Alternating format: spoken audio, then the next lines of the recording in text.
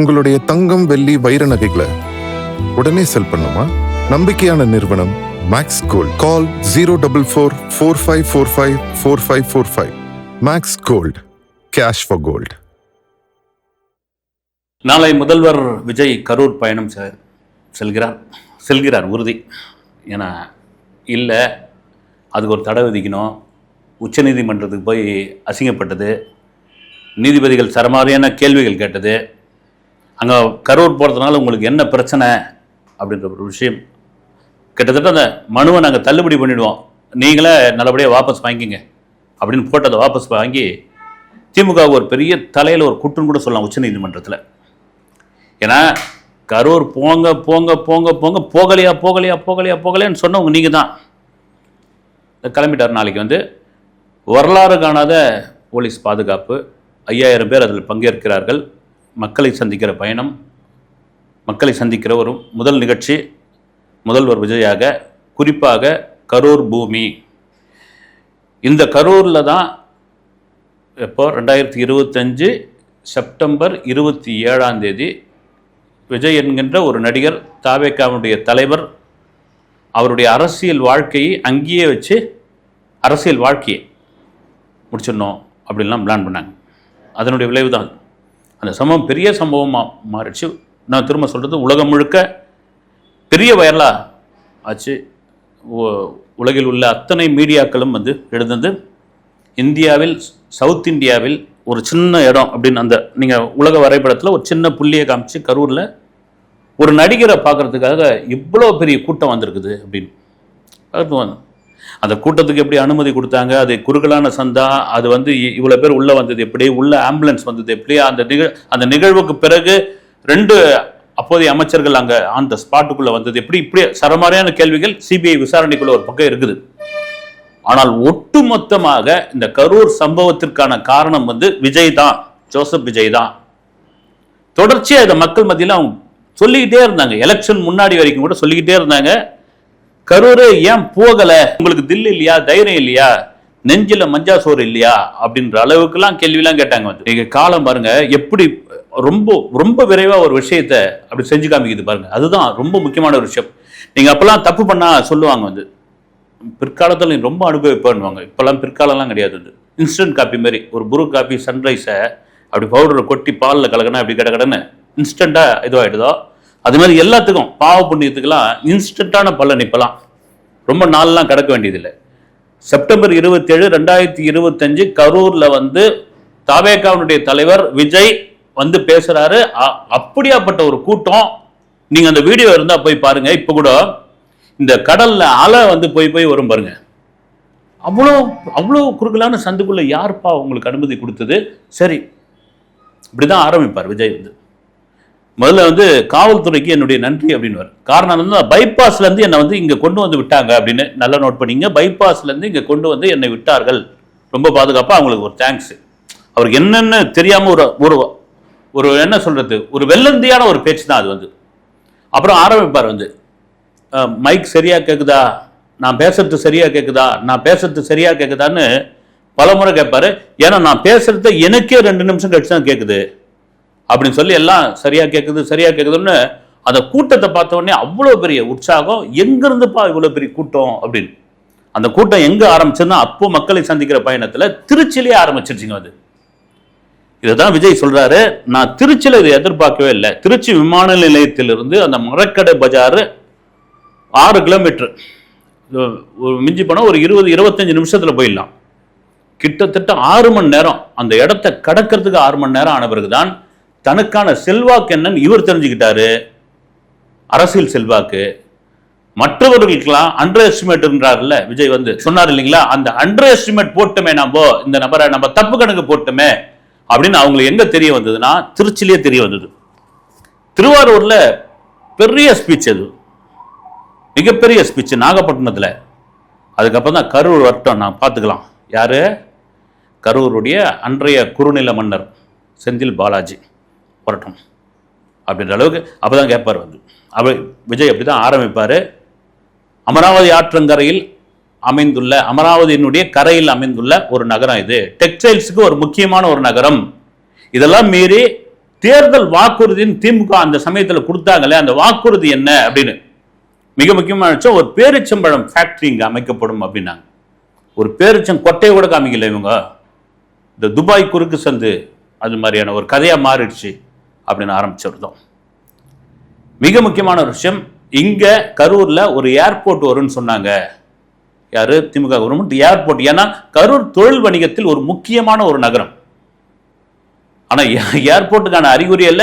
இந்த முடிய போது, ஆட்சி முடிய போது, இப்ப போய் ஒன்றிய அரசு கிட்ட அவங்க எப்படி கேட்க முடியும்?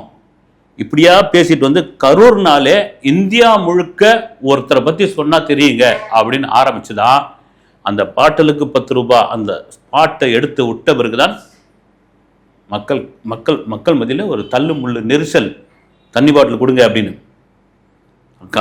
ஒரு 10 நிமிஷத்துல அந்த பூமியை கலவரமா பூமியை ஆயிடுச்சு. எங்க பார்த்தாலும் ஒரே சத்தம், ஓலம், ஆம்புலன்ஸ் சத்தம், அழுக, நடிப்பு. இதுலதான் வச்ச குற்றச்சாட்டு என்னன்னா, தப்பிச்சு ஓடிட்டாரு விஜய், தப்பிச்சு ஓடிட்டாரு. அது எந்த மாதிரியான தப்பிச்சு ஓடிட்டாருன்னா, அந்த 41 பேரையும் காலி பண்ணிட்டு தப்பிச்சு ஓடிட்டாருன்னு அந்த எலெக்ஷன் முடிகிற வரைக்கும் பேசிட்டு இருந்தாங்க. எலெக்ஷன் அப்புறம் கூட பேசிட்டு இருந்தாங்க. காரணம் என்னன்னா, இதை வச்சு விஜயை காலி பண்ணிடலாம் அப்படின்னு அரசியல்வாதி.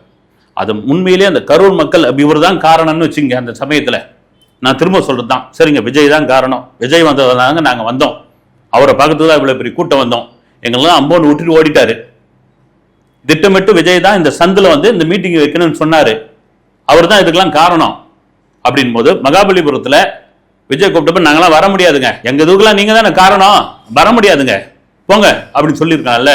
அந்த குடும்பங்கள் வந்து அவ்வளவு விஷயங்களை கதறி அழுதாங்க வந்து விஜய் முன்னாடி.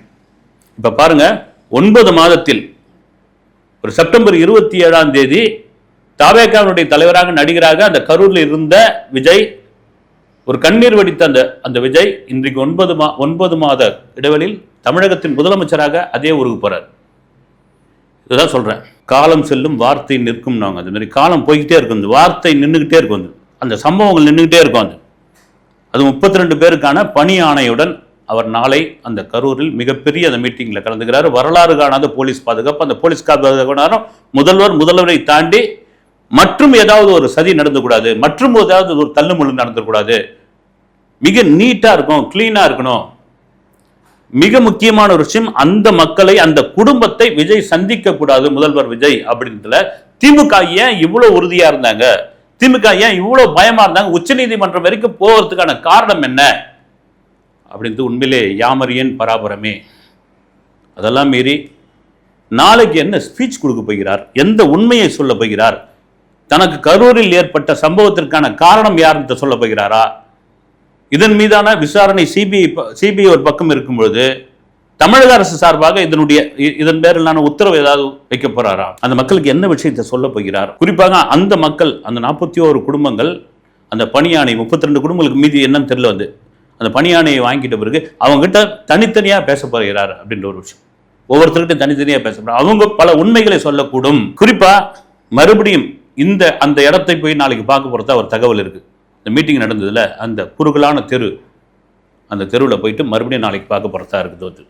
இதோட சேர்த்து நாளை கரூரில் இருந்து நாளை மக்கள் சந்திப்பு, கரூரில் இருந்து மக்கள் சந்திப்புக்கான ஒரு பயணத்தை முதல் அச்சாரமா எங்க விஜயோடைய வாழ்க்கையை முடிக்கணும்னு பார்த்தாங்களா, அரசியல் வாழ்க்கை, குறிப்பா கரூர்ல எந்த இடத்துல ரைட்டு. 2வது, இந்த நடிகை வந்து அரசியல் பக்கமே வரக்கூடாது, ஒரு ஆட்டம் காமிச்சு விடணும்னு நினைச்சாங்களோ அங்கிருந்தா என்னுடைய பயணத்தை, இந்த மக்கள் பயணத்தை நான் ஆரம்பிக்கிறேன். அதுதான் உச்சநீதிமன்ற நீதிபதி சொல்றாரு. ஒரு மாநிலத்துடைய முதல்வர், ஒரு சிட்டிங் சிஎம், அவரை போய் நீங்க அங்க போகக்கூடாது, இங்க போகக்கூடாதுன்னு நீதிமன்றம் மூலமா நீங்க எப்படி உத்தரவிடுறது நீங்க எதிர்பார்க்குறீங்க? அப்படி உத்தரவிட்டு சரியா? ஒரு மாநிலத்தோட சிஎம் அங்குள்ள எந்த மக்களையும் பார்க்கலாம், எந்த மூலை முடுக்கோனாலும் போகலாம், அவருக்கு அத்தனை உரிமை இருக்குது. அது வந்து அவருடைய பேச்சு சுதந்திரம், கருத்து சுதந்திரத்திற்கான எதிரான ஒரு விஷயம் அப்படின்னு கண்ணவனான் திட்டி அமுச்சு விட்டாங்க. இப்போ பாருங்க, செந்தில் பாலாஜி நேற்று ஜாமீன் கொடுத்துட்டாங்க அவருக்கு. இல்லை, அந்த ஜாமீன் அப்பே பண்ணியிருக்கலாமே, ஏன் இவ்வளோ தூரம் ஓடி ஒளிஞ்சு லுக் அவுட் நோட்டீஸ் கொடுத்து இவ்வளோ அசிங்கப்பட்டு மடியில கனம் இல்லைல்ல, அப்புறம் வந்திருக்க வேண்டியதானே. அதுவும் நிபந்தனை ஜாமீன். இதுக்கு என்ன பண்ணிட்டாங்க, நிறைய பேர் வந்து தாவேக்காவுக்கு விழுந்த பெரிய குட்டு அப்படின்ட்டாங்க. இல்ல, ஜாமீன் தானே கொடுத்துருக்காங்க, விசாரணை இருக்கிறது இல்ல. ஏன்னா போலீஸ் தரப்புல என்னன்னா, இவர் பேரம் பேசுனதுக்கான ஆதாரம் எங்களிடம் உள்ளது, எங்ககிட்ட வலுவான ஆதாரம் இருக்குங்க, ஆடியோ இருக்குது, டெலிஃபோன்ல பேசுனது இருக்குது, ஒரு மால்ல நின்று பேசின வீடியோ இருக்குது, எல்லாம் எங்ககிட்ட இருக்குது. நாங்க எப்ப கேட்கறாங்களோ நான் கோர்ட்ல சப்மிட் பண்றோம். இப்ப செந்தில் பாலாஜி தரப்புல என்ன சொல்றாங்க அப்படின்னா, இல்ல இது முழுக்க முழுக்க பாத்தீங்கன்னா கரூருக்கான இடைத்தேர்தலுக்கு இவரை கைது பண்ணி அந்த மக்களிடம் ஒரு என்ன சொல்றது, ஒரு பரிதாபத்தை பெற பாக்குறாங்க தாவேகா. குறிப்பாக விஜய் அதை எதிர்பார்க்கிறாரு, அதை பார்க்கிறாரு. அதோட பாத்தீங்கன்னா எப்ப பார்த்தாலும் செந்தில் பாலாஜி அவர்களை பிடிக்கும் போதுதான் அவங்க தம்பியே சேர்த்து தேடுறாங்க. இது என்ன டிசைன்னு தெரியல. குறிப்பா நாங்க தாவேக்கா ஆட்சியை கவிக்கிறதுக்காக தான் தாவேக்கா எம்எல்ஏக்களிடம் செந்தில் பாலாஜியினுடைய ஆட்கள் பேரம் பேசியதாக நீங்க சொல்றீங்க. இப்ப திமுக தரப்புல எங்க தரப்புல 59 எம்எல்ஏ தானே இருக்காங்க. இதுல நாங்க அங்கிருந்து அவ்வளவு பேர் இழுத்துன்னு வந்து நாங்க எங்கெங்க ஆட்சி அமைக்க முடியும்? இப்ப லாஜிக்கான கேள்வி எல்லாம் வைக்கிறாங்க. அவங்க என்ன கணக்கு போட்டிருக்காங்க அப்படின்னா, போட்டிருப்பாங்கன்னா 107 எம்எல்ஏக்கள் இருக்காங்கன்னு வச்சுங்க. பணத்துக்கு ஆசைப்படுறவங்க பாதி பேராவது இருக்க மாட்டாங்களா, இல்லை 100 பேராவது இருக்க மாட்டாங்களான்னு அவங்க ஒரு கணக்கு போட்டாங்க. பணம் தானே உங்களுக்கு. எங்க லட்சத்துக்கு ஆசைப்படுறவங்ககிட்ட கோடியில் எடுத்து போய் கொடுத்தீங்களா என்ன பண்ணுவாங்க? டொபுக்குன்னு விழுந்துருவாங்க. ₹1,00,000 வேணும்னு ஒருத்தன் ஆசைப்படுறான், ₹1,00,000 இருந்தாலே நான் பெரியது ஒன்று 1 கோடி ரூபா கொடுக்குறேன் அப்படின்னா என்ன ஆவான்? ஐயோ சாமி, நீ எப்போ கொடுக்குற காசு, நீ என்ன வேலை வேணாலும் நான் தலைகீழ நடக்க சொன்னா நடக்கிறேன், அப்படி கணக்கு போட்டாங்க. ஆனால் அவ்வளோ கட்டுக்கோப்பாக இருக்கிறார்கள் தாவேகா எம்எல்ஏக்கள், அமைச்சர்கள். விஜய் என்ற அந்த ஒற்றை மனிதருக்காக அவ்வளோ கட்டுக்கோப்பாக இருக்கிறார்கள். அந்த கட்டுக்கோப்பு கடைசி வரைக்கும் நீடிக்க வேண்டும், நீடிக்கும். அதுக்கு காரணம் என்னன்னா, அவர்களுடைய பலம் என்னன்னு தெரியும். புரட்சி தலைவர் எம்ஜிஆர் வந்து ஆரம்பிச்சு வச்சது தான் அவரோட பெருவாரியா கிடையாது. சொல்லுவாங்க வந்து ஒரு சைக்கிள் ஷாப் வச்சிருந்தவரை திடீர் வேட்பாளரா சீட்டு கொடுப்பாரு. ஒரு ஊர் இருக்குன்னு வச்சுங்க, பயங்கர பெரிய ரைஸ் மில் அதிபராக இருப்பாங்க, தியேட்டர் அதிபராக இருப்பாங்க, பெரிய நிலச்சுவாந்தார்களாக இருப்பாங்க. அவங்கெல்லாம் வந்து சீட்டு வேணும்னு எம்ஜிஆர் கிட்ட தாக்கல் பண்ணி மனு கொடுத்துருப்பாங்க. அவர் அப்படியே அங்கே இருக்கிற உள்ளூர் நிர்வாகிகளோட அப்படி பேசி இதில் யார் கட்சிக்காக ரொம்ப ஆக்டிவாக இருக்கிறது அப்படின்னா, நம்ம குப்பன்னு ஒருத்தருங்க சைக்கிள் ஷாப் வச்சுக்கிறாரு, பஞ்சர் ஓட்டுவார், உங்கள் மேலே பெரிய வெறிய அவர், நம்ம அதிமுக எவ்வளோ பெரிய உச்சி கொடியாக இருந்தாலும் அந்த முனையில் ஏறி நின்று கொடியை கட்டிட்டு வருவார் அப்படின்னு வேட்பாளர் அறிவிப்பு வரும். குப்பன் தான் இந்த தொகுதியோட வேட்பாளர் அப்படின்னு. இது எம்ஜிஆருடைய பாணி. அவர் வந்து ஒவ்வொரு தொகுதிக்கும் எங்கேயோ ஒவ்வொரு தொகுதிக்கு கொடுத்தாரு. ஒட்டு மொத்தமா தமிழகத்தினுடைய எல்லா தொகுதியிலும் இருக்க குப்பன், சுப்பன், கந்தன், யாரெல்லாம் சாமானியர்கள், நான் தவறா சொல்ல, சவர தொழிலாளி, சலவை தொழிலாளி, நான் எதுக்காக சொல்ல, விளிம்புநிலை மக்கள், ஆட்டோ ஓட்டுநர், அத்தனை பேரையும் கொண்டு வந்து இன்னைக்கு சட்டமன்றத்தில் உட்கார வச்சு அழகு பார்த்திருக்கிற தலைவர் விஜயாகத்தான் அவர்கள் பார்க்கிறார்கள். ஏன்னா அதுதான் விசுவாசம். கண்டிப்பா முதுகுல குத்த மாட்டாங்க. நீங்க பாருங்க, ஒவ்வொரு முன்னாள் அமைச்சர்களுடைய அந்த லிஸ்ட் எடுத்து பார்த்தா, அதாவது வந்து 10,000 கோடி அப்படின்றாங்க. வந்து என்னையா இது 10,000 கோடின்னு என்ன, இவ்வளவு சம்பாரிச்சு என்ன பண்ண போறீங்க?